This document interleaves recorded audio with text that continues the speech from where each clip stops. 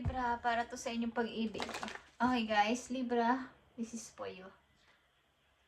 Pag-ibig ng mga Libra. I need message sa mga Libra sa kanilang pag-ibig.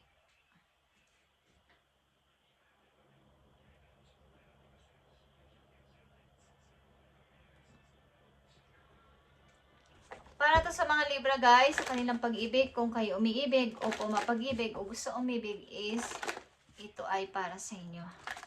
Tingnan natin ang message sa inyo guys sa mga Libra.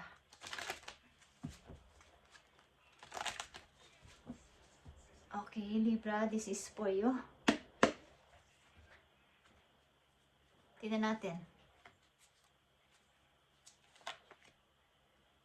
Ang inyong pag-ibig. Okay, andito ang operation.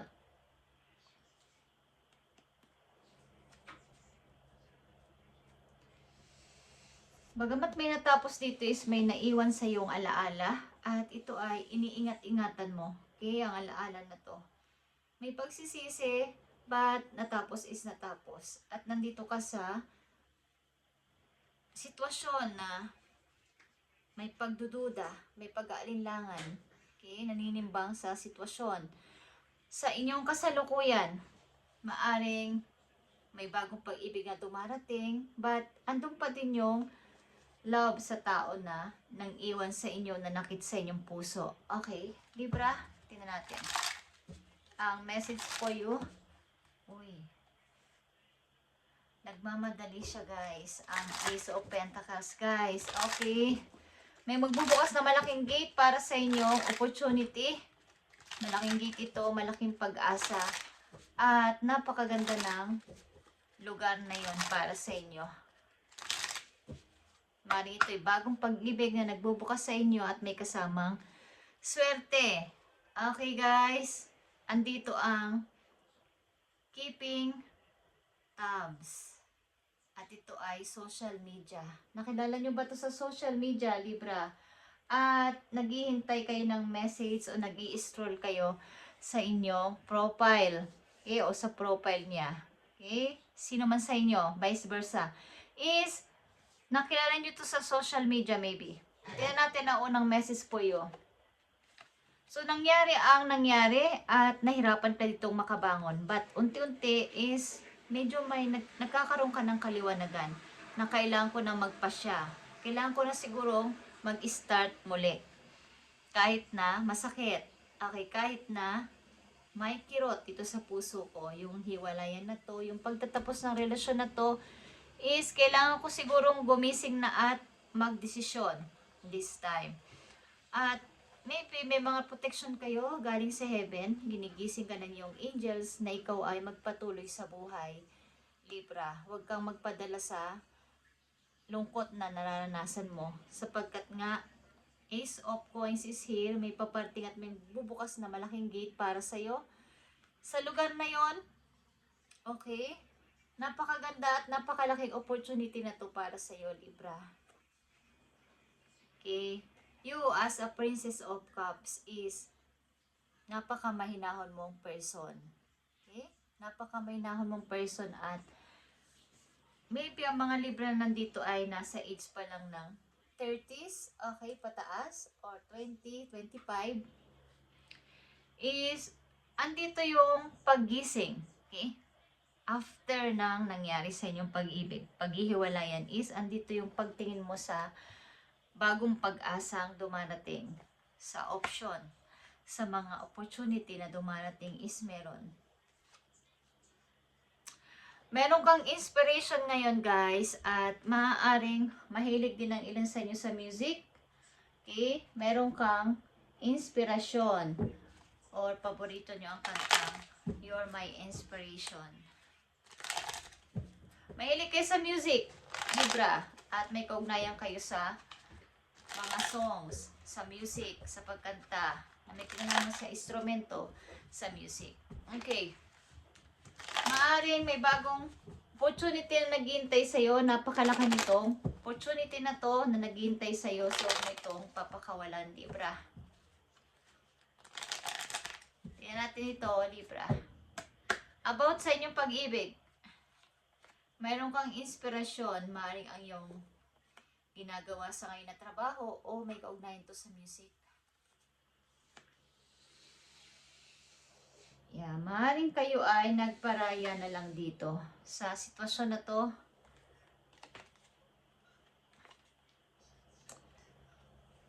May babigat kayong dinadala sa buhay, mga problema, at napakabigat nito, Libra, but sad to say nga is, andito yung pagbangon at pagtingin sa katotohanan. Kailangan ko nang mag-isip dito. At may bilang sa inyo ay successful naman sa buhay, lalo na sa kaperahan at sa trabaho, sa inyong career. But andito yung lungkot sa inyong, behind the scene. Sa likod ng inyong mga pagngiti, pagtulong sa kapwa, andyan yung lungkot sa inyong puso. Okay? Dahil sa kabila ng inyong tagumpay, andito yung pag-iisa. Andito yung nakamit nyo man ang tagumpay nyo, is andito yung pag-iisa ninyong lumalaban sa buhay. Hindi ko alam kung malalaki na mga anak nyo, but nagpapatuloy pa rin kayo magtrabaho para sa inyong sarili. At maaaring kayo tumutulong sa napakaraming tao sa paligid. Okay? At napaka down to earth ninyong mga tao na nanditong Libra. Okay? Marami kayong responsibilidad. Di ko alam kung kayo ay tumutulong sa inyong mga pamilya pa hanggang ngayon at napakabigat nito para sa inyo. At may i-survive nyo naman to. Tingnan natin ang inyong pag-ibig, Libra. Something na kayo ay nasaktan sa pag-ibig. Nagkaroon ng pagtatapos ng isang relasyon. Ito man ay kasal na o kasintahan nyo pa lang is may pagtatapos sa inyong relasyon. Dalawang mahalagang message dito for Libra sa kailang pag-ibig. Maaaring kayo ay, with or without pag-ibig muna sa ngayon ay okay naman. Sapagkat kayo ay busy sa trabaho. Nagpapaka-sub-sub sa trabaho ang mga Libra nandito. Nandito ang Emperor, guys. Aries energy ito. At the Magician. Something na may isang tao nagmamanifest sa'yo. Libra, may isang taong gusto ka. Ito ay official person na masasabi. Maaaring ito ay nakilala mo o makikilala mo sa social media. Kung hindi mo pa to nami-meet is may isang tao dito na may gusto sa'yo. Okay? May isang tao dito na gusto kang kilalanin pa ng lubusan. Para to sa mga Libra na dito sa reading, sa kailang pag-ibig. Maring kayo ay may kaugnayan sa music, Libra, or kayo ay mahilig kumanta, mahilig kayo makinig ng music, at may inspiration kayo this time. Okay. Libra, tingnan natin ang message po yun ng yung mga spirit guides.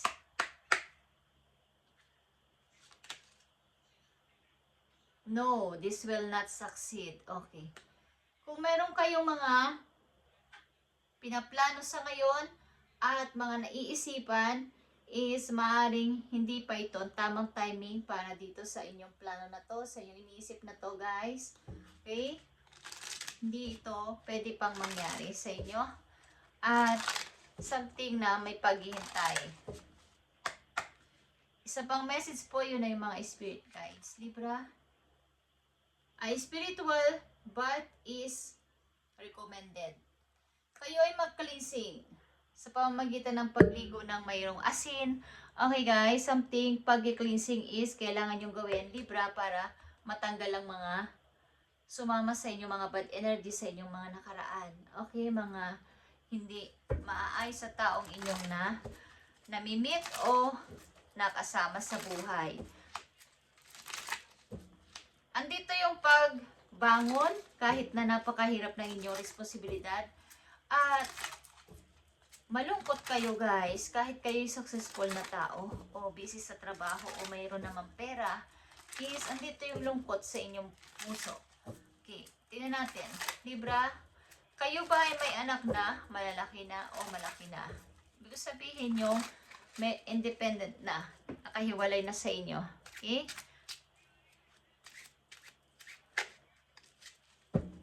Tingnan natin. Napakahalagang message para sa mga Libra. Isang mahalagang message po yun. para sa iyo, Libra. Queen of Wands is here, guys. At Three of Cups.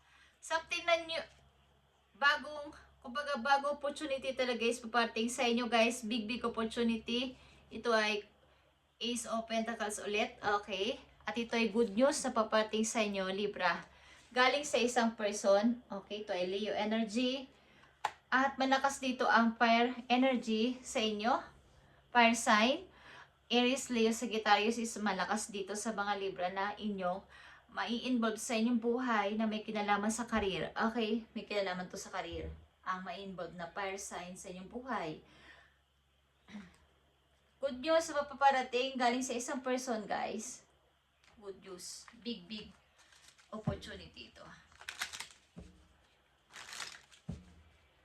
Mukhang inyong mga itinanim is inyo nang aanihin, guys. Something, marami kasi ibig sabihin ang meron kayong ininvest sa inyong mga maraming taon, literal na pag-harvest at yung pag-harvest na inyong itinanim na mabuting kalooban sa kapwa, pag-aalaga sa mga anak ng walang halong sama ng loob, kahit kayo iniwan o naiwan na nag-iisang nag-aalaga o nagpalaki sa inyong mga anak, andun yung inyong masayang pagpapalaki sa kanila, yun yung pag-i-invest din. Okay? At napakaganda ng balik sa inyo sa inyong kasalukuyan.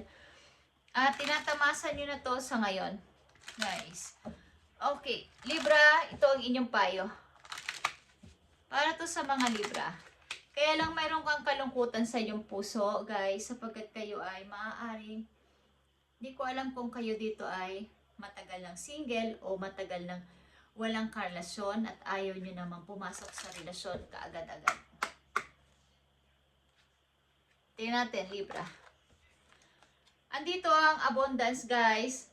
At andito din ang Ace of Coins. Sabi ko sa inyo, dalawang Ace of Coins ang nandito sa inyo. Andito ang abundance. Abundance and liberation are finally on the way, Libra. So kayo ay wag nang mag-alala. On the way. Nakatutok na sa'yo. Kumbaga, nasa daan na. Okay?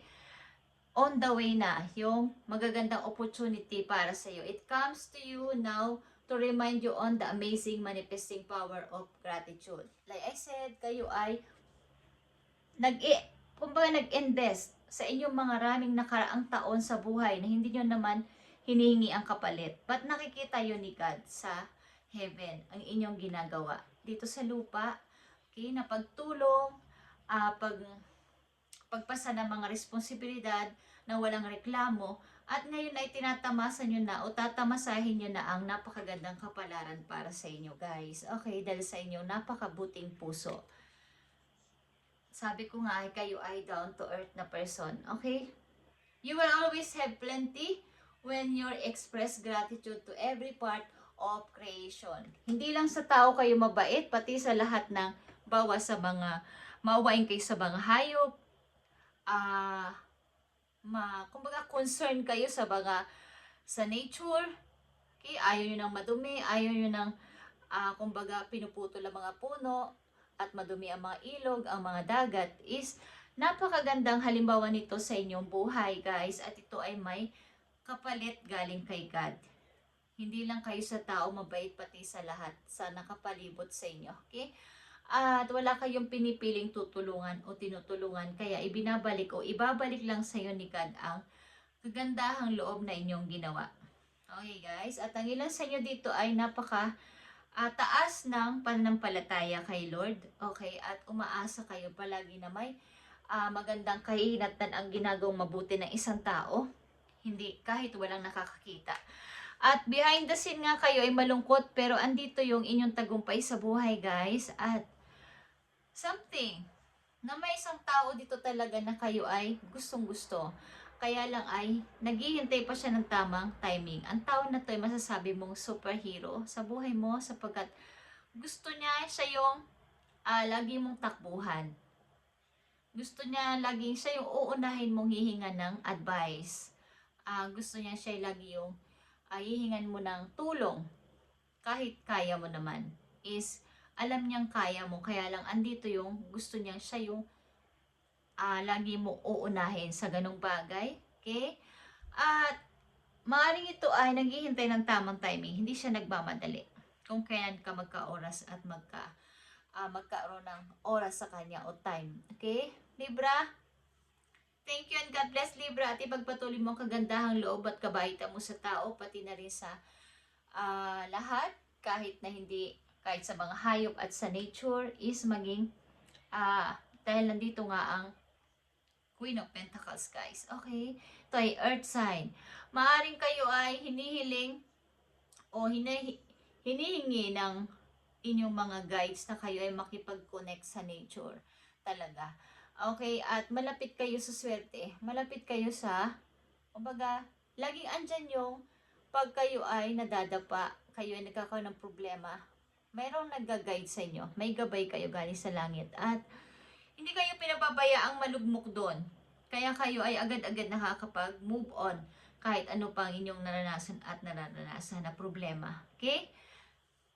Thank you Libra and God bless sa inyong lahat guys. At kung kayo ay may kilalang Gemini sa inyong chart is happy birthday sa kanila. Okay?